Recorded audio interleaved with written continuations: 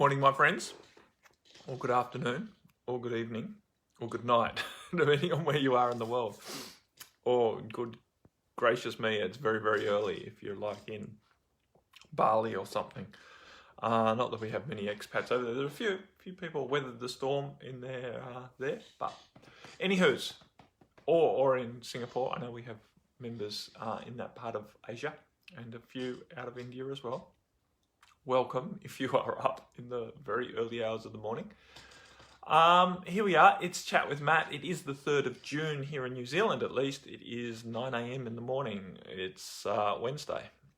Chat with Matt, half an hour to talk about whatever's going on for you. I'm going to get right into it because Sister Luna asked the question rather verbosely, which I'm not protesting about, but I'm not going to read the whole thing before I start answering, or our half an hour will be over at the speed I read.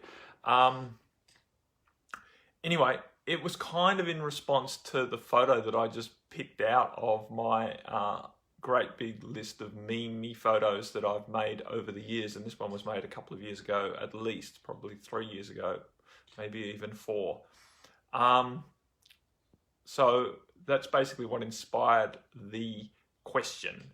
The question is, could you speak more about safety and confidence? Interestingly, that in the photo I never mentioned anything about safety, but I'll say what's in the photo just in case you're watching this on YouTube or something and don't understand. I was thinking, do I try and turn the camera around and show you? But I won't. It's a photo of me doing a yoga pose, and then it says at the top, when you know you are protected, it's easy to be confident. When you know that you are protected, it's easy to be confident. And then at the bottom it says, when you are confident, you do not need protection. Now, I know for most of us, we think that protection is about staying safe, and particularly about staying physically safe. Right? That's what we think immediately. But, hey, Sister Rosie, but I sort of was talking above the need for physical safety in this photo. I'm going to talk more about what Luna wrote, or maybe I'll go there first. Right, so Luna went on to ask, how does me feeling 100% confident, sovereign, and knowing I'm safe stop me from being overwhelmed physically and force vaccinated and shipped, for example? Well, it doesn't. Of course it doesn't. And there was no implication in that photo that it would, in my opinion, right? Hey, Sister Mary. So one, this is the first thing I want to say, that no one feels 100% confident. Not authentically anyway. If you're feeling 100% confident, you're in delusion. You have an overinflated belief system in your egoic self that nothing can touch you, because it's simply never the truth. Anyone who knows anything about this world knows that our physical safety, right, our beingness, our mortality is always in the balance. It's always in the balance. We are not guaranteed we're going to take our next breath. None of us.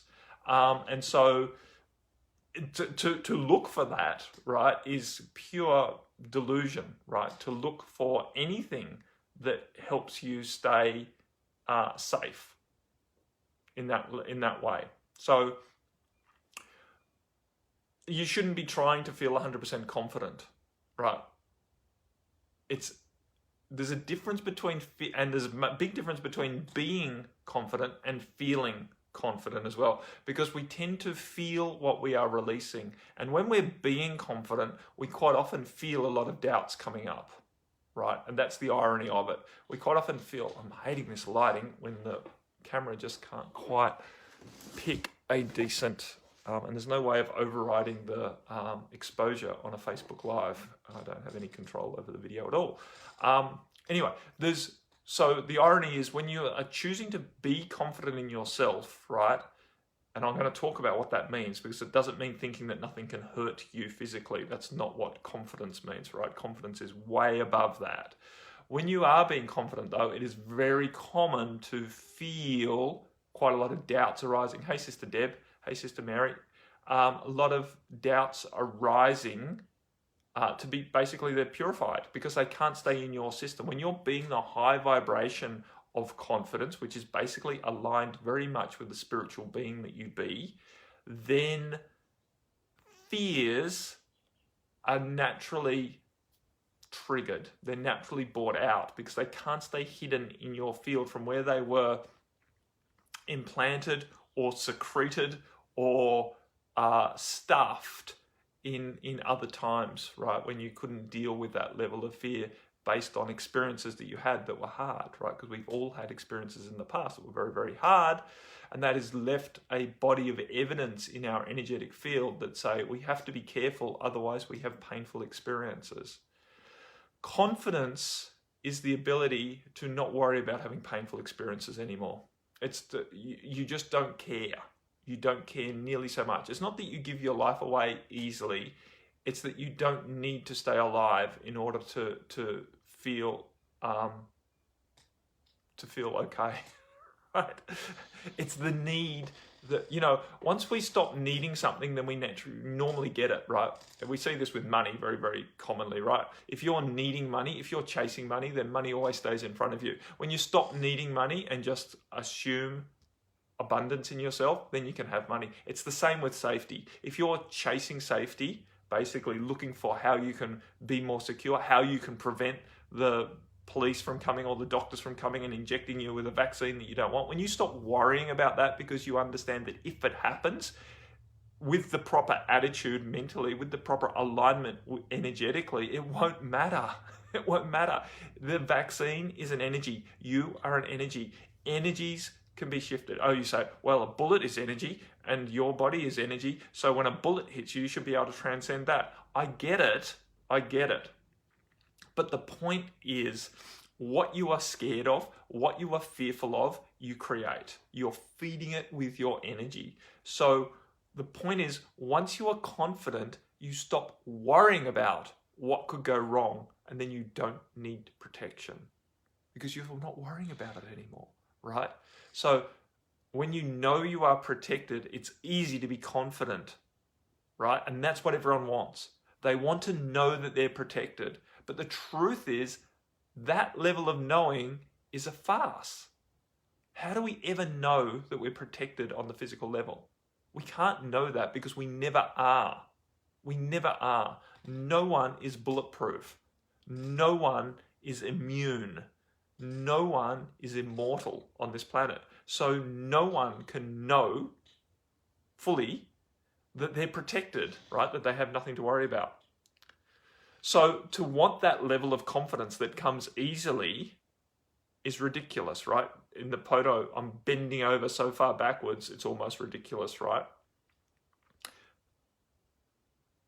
Bullets and vaccines are two different things. Well, not in some people's minds, said that Deb. Not in some people's minds. That's the point, right? And people can greatly inflate the danger of vaccines. Now, I'm personally, hand up, not in favour of vaccines.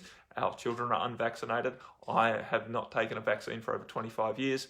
I'm not into vaccines, right?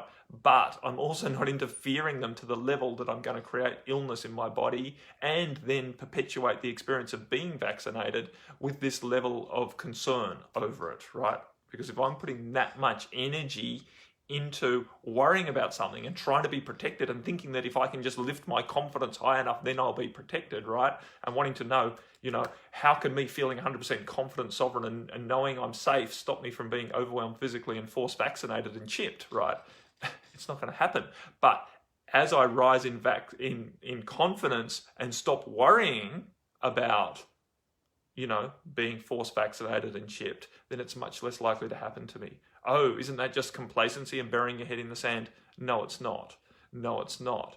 I am aware and I have taken precautions, right? I have downloaded information on my rights to invoke the Nuremberg Code to, question the doctor involved, if it is in fact a doctor involved or any health professional, whether they have signed allegiance to the Hippocratic Oath, right? I have got all these things in my arsenal. I'm not sitting here doing nothing, but I'm not worrying about it.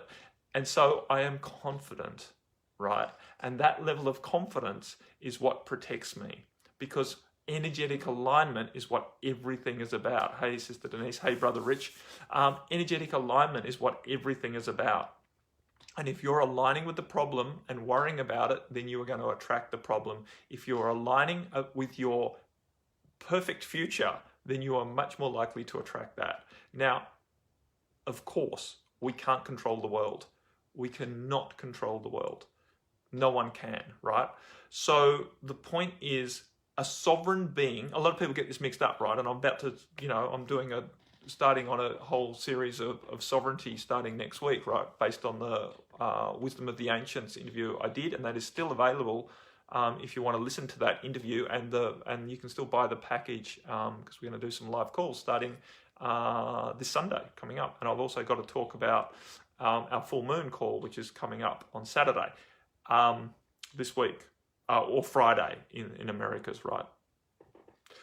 As well as my entire transformation empowerment support community call for June, which is coming up too, which is going to be on advocating for the outcome that we desire, not just in the world, not just protesting and advocating to want government to change, but advocating for our own change, our own growth, our own evolution based on what we truly value. Anyway, so that's all coming up. But the point that I'm trying to make right now is a lot of people get confused about what sovereignty is. People think if they're sovereign, then nothing can happen to them without their permission. And that is not the case, right? You can be very much aligned with your sovereignty, and you cannot control what other people do, including do to you. You can't control that. But what you do have control of as a sovereign being is your response to what they do and your perception of what they have done. That is your job. Yeah, exactly, Deb. You threw your hands up and said whatever, which is, valid, because the point is that whole narrative going on in social media is to create division, and the division is what is allowing them to control us, right? If the population united peacefully, they don't have a shit show. They don't have a shit show of controlling us. The only way they control us is by creating division, right? Race division, ethics, morals divisions, whether you're pro this or pro that, right? They just keep trying to divide us up, and they're doing an effing good job for the majority of the population. That's right. Rich, Mahatma Gandhi was a very, very inspiring example of how to lead the people in revolution. And we're having a revolution right now. There's no doubt about it. Anywho, so, be the change that you want to see. It has to start with yourself. You have to eat your own dog food. You have to lead from example in all matters. Yeah, so I've got a new package, Deb, out with, it's on Awaken to Your Empowered Self as a Sovereign Being. It's through Wisdom of the Ancients, Ian Shelley. I will put another link in the comments here somewhere. There is plenty of stuff a bit lower down the feed in the Bright Light Beings group, because I did the interview, and the interview is still available to listen to. I did the interview about 10 days ago. And the calls, the live calls are starting this weekend. Anyway, should I keep reading through the rest of Luna's question? That doesn't really matter, that paragraph.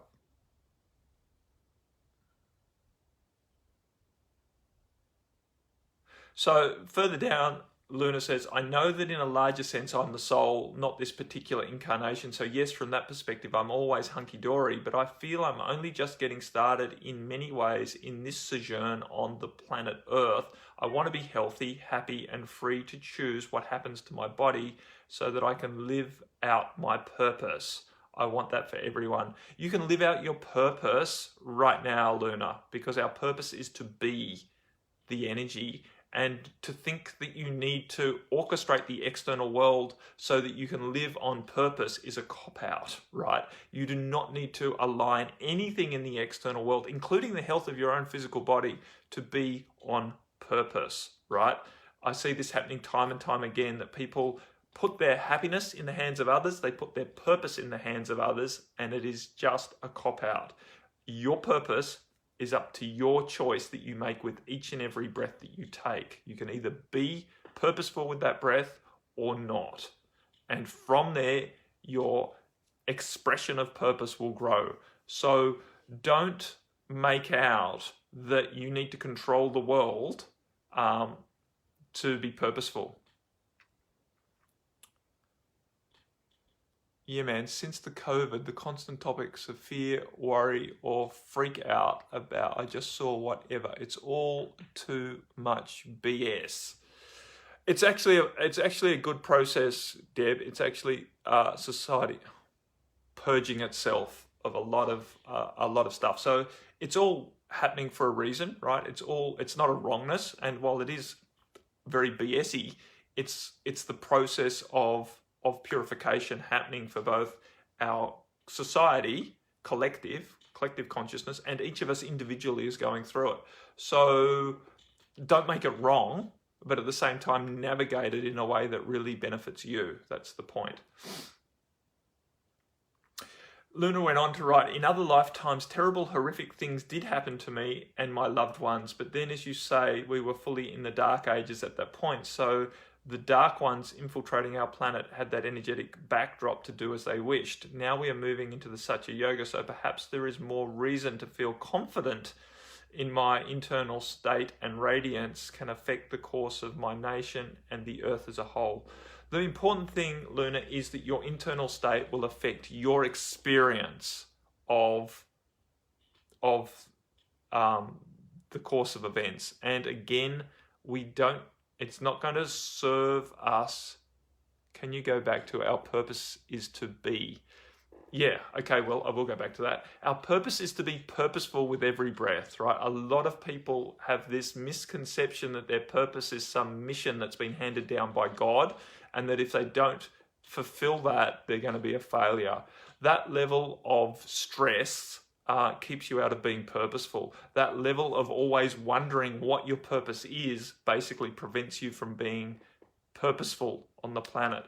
So if you can relax into your purpose being an expansive expression of yourself, then you are going to do much better. And what you'll find that as you embrace that expansive expression of yourself, you're going to be led step by step into greater and greater external purposes, right? You're going to find that expression of yourself is more serviceful generally, rather than trying to mentalize or get sure about what your external purpose is and then throw yourself headlong into that, thinking now I'm being purposeful because I'm feeding the children or saving the whales or protesting for the climate, right? Your purpose, that level of purpose, whatever your actions are, is always going to be dynamic. We're always going to flow through that. We don't need to chisel that into stone, put it up in neon lights and define ourselves by that. Your purpose is to be yourself inherently, authentically, really living from what you truly value, not the values that perhaps were programmed into you. Awesome, Liz. I'm glad you enjoy how I talk about purpose. I'm here to inspire. I'm here to inspire people, and I've got to keep reminding myself too. So, because it's very easy to get caught up in, I'm not doing enough, I should be more like Mother Teresa or Mahatma Gandhi or pick someone, Nelson Mandela. I should be more like that. And that doesn't help, right? Comparison is the thief of joy. We don't need to compare ourselves with anyone or anything or any unrealistic expectation or any expectation that might even be realistic. We don't need to compare ourselves, right? Because it just takes away from our joy and lowers our vibration. Every time we keep measuring ourselves against others, we diminish our ability to actually be what we're here to be, which is an expansive expression of self. So the more that we appreciate who we are, the greater that we are on the planet, right? Because what we appreciates that's why we always say focus on your strengths. Don't get too caught up in trying to fix these perceived weaknesses, because it's just lowering your vibration, and you keep measuring yourself and you keep hoping and wanting and trying harder. If I just try harder, then I'll overcome that, then I'll be good, right, and proper, then I'll be happy, then I'll be on purpose, right? It's BS. You are capable of being purposeful right now, whatever situation you're in, whatever your health condition is, whatever your mental condition is, whatever your social influence position is you have the means to be purposeful with the next breath you take. It's an intention. It is just an intention. And when you hold your attention consistently on that intention, then things flow in that direction. It's a progression. It's a progression. And you may find yourself in a state where you have a little more influence or a lot more influence over others, but that's really immaterial. Ultimately, energetically, you are going to be influencing the world as you choose to live your joy, as you choose to live your passion. I kind of got lost, but so it's true, Sister Luna, lots of dark things have happened in the past, and look, we're still here. Look, we're still here, right? So we've been much worse than forced vaccinated and chipped in the past, right? I have some memories that would, a little needle with some poison in it doesn't go anywhere near what's happened to us in the past. And look, we're still here. We're still kicking. We're still showing up as a being of light. This incantation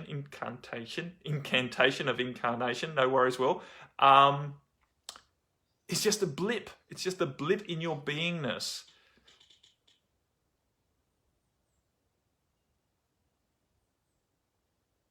Yeah, potentially. I don't put much emphasis on David Icke, actually, because, it'd be interesting to see. I'm not sure about David Icke. There's a few things in his energy field that look a little bit iffy to me. Not that what he says is wrong, but I'm just wondering about where his intentions are and where his overall intention goes.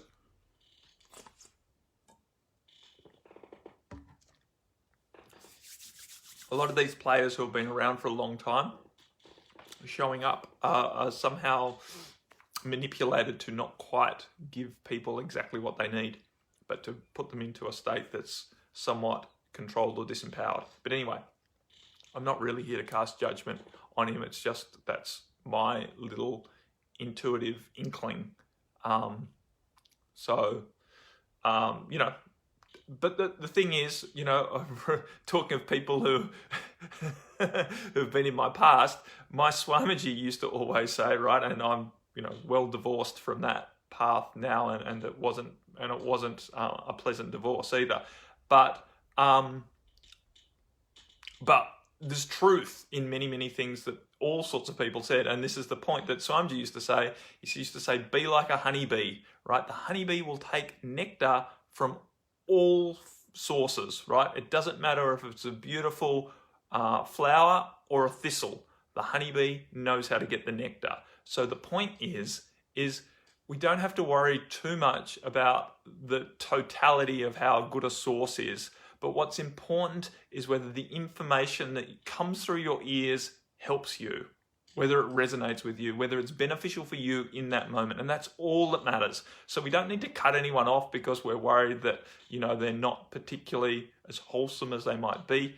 And we shouldn't elevate anyone either. That's why, Mantara is very, very insistent that I don't name drop, right? I'm not saying, well, I'm channeling this information, that's why it's right? I speak as if it's just Matt, and it kind of is just Matt, but Matt's kind of channeling through. But the point is not to take anything that I say as gospel, right? It shouldn't be important based on the fact that, Matt's a channel, therefore what he says is important. That's not the point, right? If the information resonates, go with it. If it doesn't, drop it, right? Be like the honeybee. Just take the nectar from everything.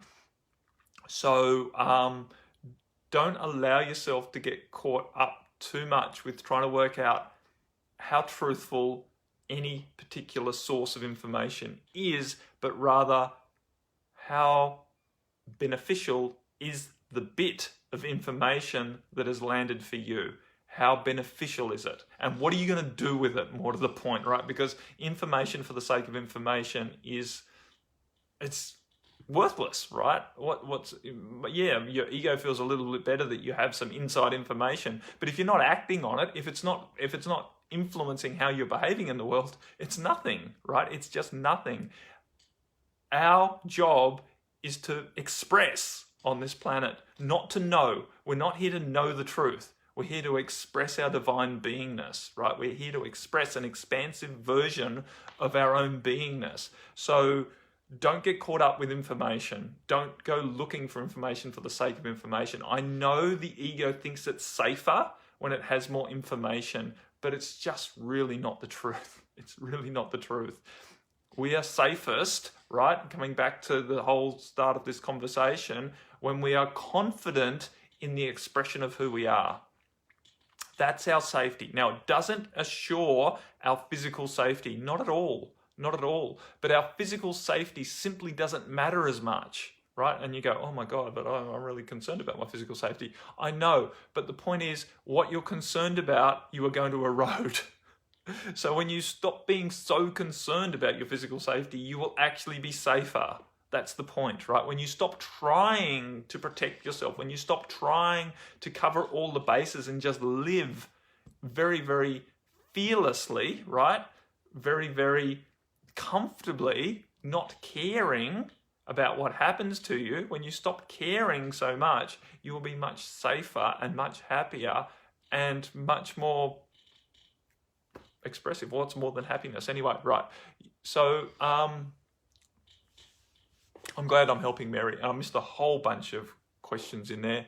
I will try and get it over here. I do have, oh God, I'm almost out of time. I did receive a message as well. What do I need to do here? Refresh this page. There is an extraordinary level of deception floating around along with revelatory truth. The challenge is to take care. Oh, am I going to even bother trying here, Gary? Yeah, I get it. And I will basically challenge you and say we don't actually need to work out which is what. All we really need to do is work out what resonates with our heart. The challenge is to take care of our own inner narrative. That is very, very true, right? The outer chaos is a reflection of what is being revealed within each of us. And that is exactly true, Gary. So thank you for that.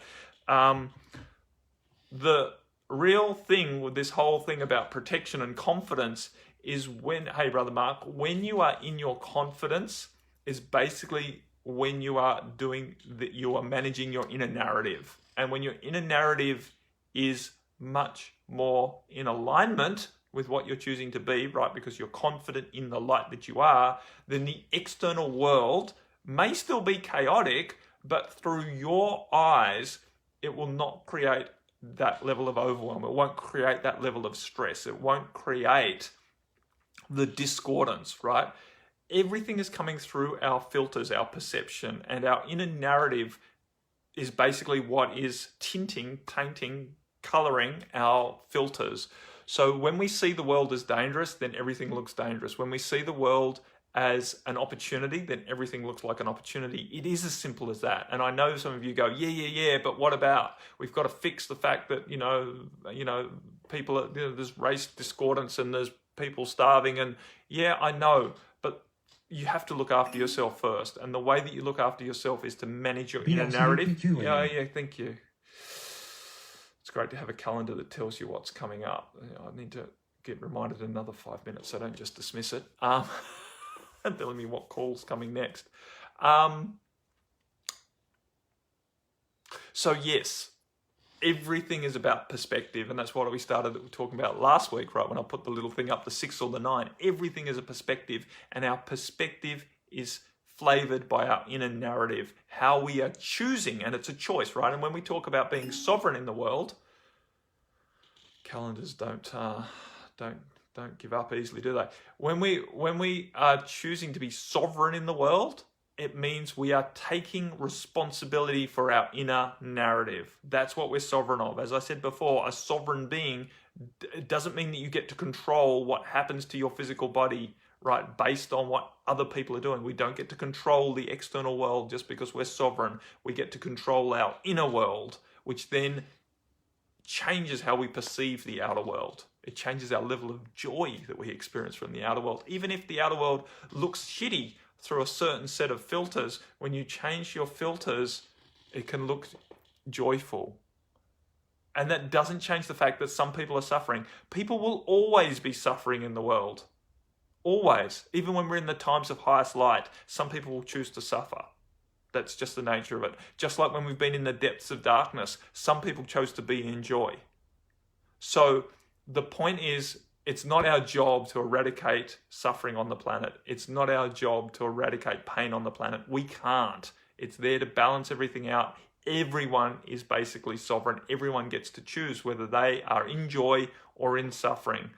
All we can do is be an invitation to bring others into alignment with themselves and joy. Gary wrote, fear of dying is a fuel for distraction from and a distortion of everything that we see happening. Exactly, Gary.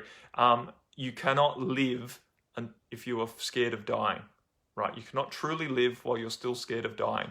That's a very, very basic fact of spirituality, right? As long as you are fearing death, you are enslaved, right? We have to let go of fear of everything to fully live, right?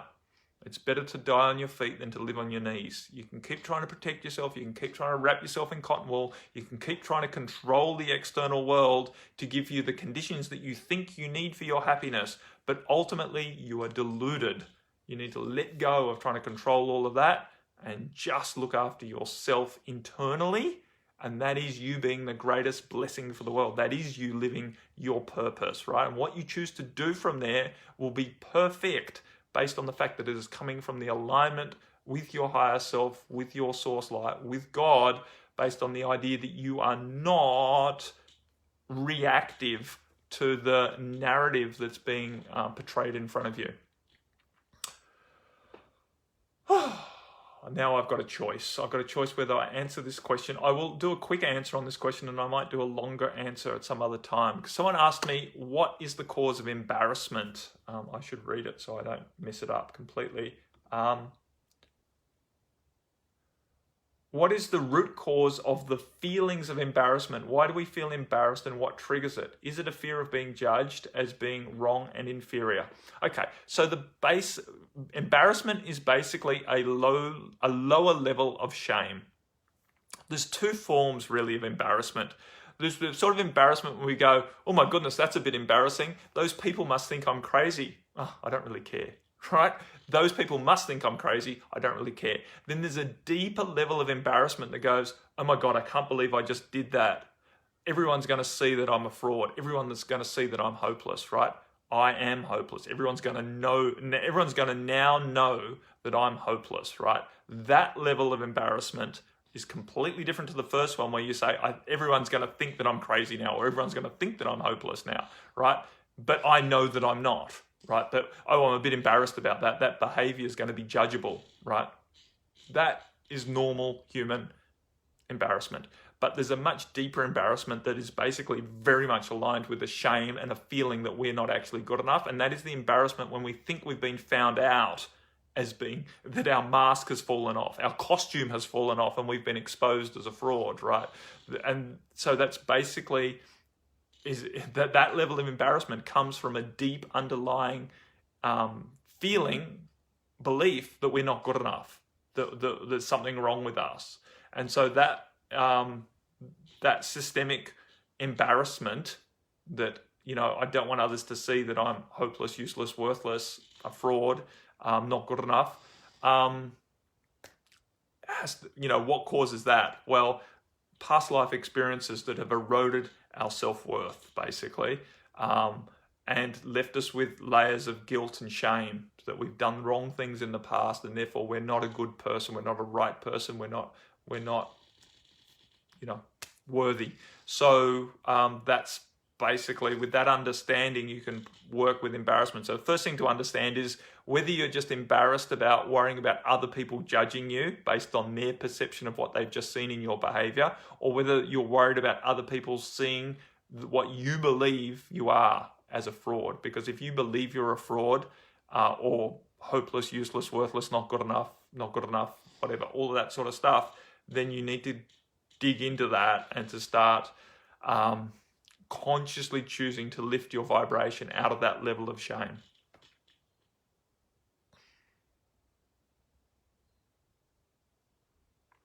Well, exactly, Gary. It is true. Although shame can still exist, but a lot of it falls away.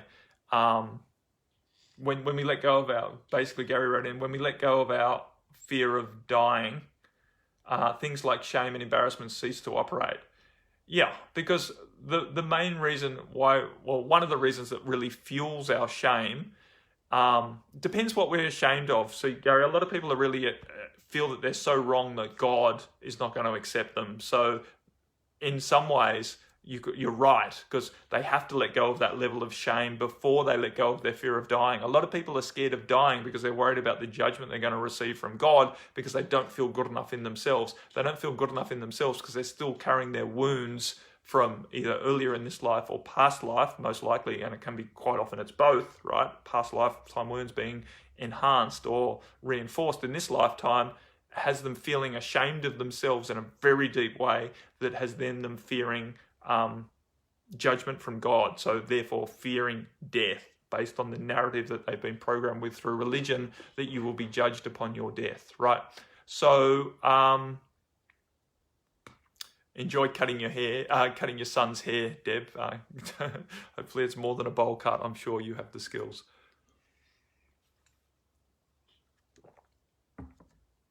So it can be very, very deep, this level of shame, and so it's lifelong work for some of us. Lifelong work to keep peeling through those layers. And it doesn't mean we don't have to finish that work before we can be happy, right? Once we engage with the work, once we accept that there's work to be done, and we set a realistic expectation around how long it's going to take and what it's going to involve, then we're just happy that we're progressing, right? We're just happy that we're progressing, and we attain levels of, oh God, it's just a buzz cut.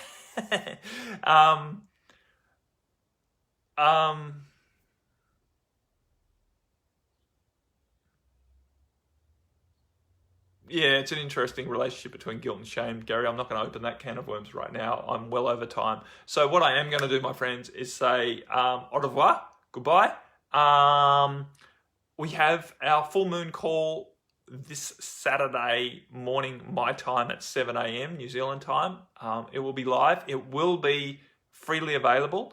Last month, I put it up for $9.99, which I have done many times in the past as well. It is an eclipse, this full moon, so it's got a bit more guts to it. It's going to be a very interesting one. It's going to be a very interesting time for conflict on the planet, a very interesting time specifically for conflict within intimate relationships, right? Sexual relationships are going to be, I was just reading the astrology, not that I'm much of an astrologer, but I was just reading the astrology on this particular setup with this lunar eclipse. Lunar eclipse are very much, like a full moon on steroids. It is the opposition. The sun and the moon, masculine and feminine, are opposite each other. So it's always a time of intensity with that primary division. This one also has a few other exciting extras with where Venus is and where Mars is, or whatever. Maybe it was Jupiter. I don't know. Right, I'm not really into it, but what I've just read about 3 or 4 different astrologers' summation of the setup, and it's very much going to help us with digging deeper into anger and conflict so that we can better hold space for ourselves. So it's an exciting time. It may well be a challenging time. Anyway, so it's free, but I'm going to put it up for donations. I'm going to put a donation button with the call-in details, and they will be coming to a Facebook page near you soon, also out on my email list if you are not on that. As I said, also the Awaken to Your Empowered Self and Stand as a Sovereign Being package is starting to deliver on my Monday morning, Sunday afternoon in the States. So if you're interested in that, I will put the link to that out as well. And if you want to join the Mantara Transformation Empowerment Support Community, our month of June topic on advocacy, advocating for what we really value, is starting this Sunday morning in New Zealand or Saturday afternoon in the Americas. It's $1 trial basically for the first month. And then it's $33 New Zealand per month after that. There is no minimum stay. I am very, very happy for you to come in and try it out. Obviously, I'm not really looking for tire kickers, so please only do that if you do feel drawn to what I do. We are all being bombarded with light, Gary, and it is time to giddy up. It's a very, very exciting time on the planet. Please don't feel stressed about that. Please don't feel overwhelmed about that. Please don't feel burdened by the fact that it is a great time to giddy up and get going and to be more expressive as the expansive version of yourself, because each and every one of us just has to do what we do.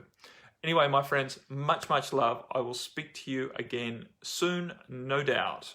Bye for now. Bye-bye.